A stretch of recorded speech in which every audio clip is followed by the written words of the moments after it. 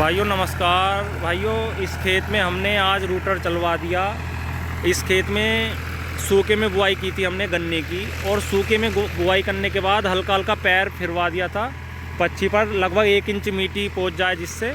और जो हमें खाद दवाई देना था उसी टाइम हमने दे दिया था। और खाद दवाई देने के बाद पैर फिरवाने के बाद हल्का सा पानी चलवाया, और लगभग 10 दिन हो चुके हैं इसे एक गन्ना बुआई को। और आज हम इसकी गोलें अटवा रहे हैं इससे रूटर से। और रूटर भाइयों बिल्कुल सेवा चलवा रहे हैं जिससे पच्छी ना उखड़े। पच्छी भाइयों तभी उखड़ती है गन्ना जो उखड़ता कि अगर आप लागू चलवा दो।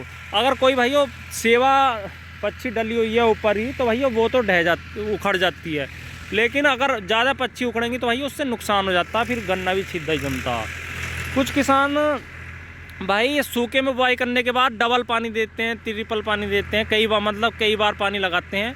उससे यही है कि गन्ना तो अच्छा जमता है, मेड़ा भी गन्ना अच्छा करता है, लेकिन घास बहुत हो जाते हैं, कई प्रकार के खरपतवार जिन्हें कंट्रोल करना बहुत ही मुश्किल काम हो जाता है। मजदूरी इतनी चली जाती है बहुत ज़्यादा। हमने भी एक खेत की बुआई इसी तरीके से की है, कई बार पानी लग गया उसे, लेकिन भाई उसमें खरपतवार बहुत ज़्यादा है। और इसीलिए हमने तो इस खेत की सिंपल विधि से बुआई करके 32 इंची पे, और अब इसमें रूटर चलवा दिया। घास जैसे ही जमेगा तो उसकी वीडियो मैं अलग से बनाऊंगा कि कितना घास जमा इसमें और कैसे इसका कंट्रोल होएगा। और जैसे कई बार बेसल डोज देते हैं किसान भाई, हमने जैसे ही इसमें बुआई के टाइम बेसल डोज दिया खाद दवाई, तो कुछ किसान भाई क्या करते हैं उस टाइम खाद दवाई ना देकर इस टाइम दे देते हैं। जैसे ही अब ये गोल अट रही है तो भाइयों खाद इसमें ही नीचे चला जाता है।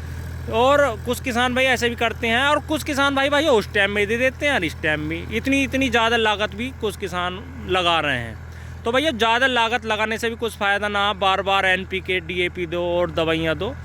लेकिन सूखे में बुआई किसान भाई इस बार बहुत करना है, पिछली साल भी बहुत की थी और इस बार भी बहुत करना है। सूखे में बुआई करने से ये है, एक तो जमाव अच्छा आता है, और दूसरा भाइयों गन्ना जल्दी बुआई हो जाता है। जैसे आप गन्ने की बुआई आप कर रहे हो, मतलब पलेवा आप करोगे तो भाइयों 10 से 15 दिन में तो जुता हुआ आएगा खेत, और फिर 10-15 दिन लेट बुआई हो जाती है। लेकिन अगर भाइयों आपको कहीं से और से बीज लेना है तो भाइयों फिर तो सूखे में ही बुआई करने से फ़ायदा है। जैसे आप गेहूँ कटाई के बाद भाइयों कुछ किसान भाई सूखे में गन्ना बुआई करेंगे, तो भाइयों अगर सूखे में बुआई करेंगे तो लगभग 10 से 12 दिन पहले अगैती गन्ना हो जाता है। वो 10 से 12 दिन अगाया गन्ना बोया जाता है। और उससे ये फ़ायदा है कि जमाव भी अच्छा आता है। और दूसरा भाइयों अगर कहीं से आपको बीज लेना है तो बीज भी मिल जाता है, क्योंकि बीजों की बहुत मारामारी चल रही है इस बार। पिछले वर्ष भी ऐसी थी, इस बार भी, क्योंकि बीज नहीं मिल रहा किसान भाइयों को अच्छे बीज। भाइयों जो अच्छे बीज हैं उन्हें रिजेक्ट कर रखा है मिलों द्वारा, जिनकी पैदावार अच्छी है। और किसान भाई ये सोच रहे हैं कि कोई सा अच्छा बीज मिल जाए जिसकी पैदावार अच्छी हो, और सभी किसान भाई ये सोचते हैं कम लागत में अच्छी पैदावार मिल जाए। लेकिन भाइयों ऐसे बीज बहुत ही कम हैं जो अल्ली में पास हैं जिनकी पैदावार अच्छी है।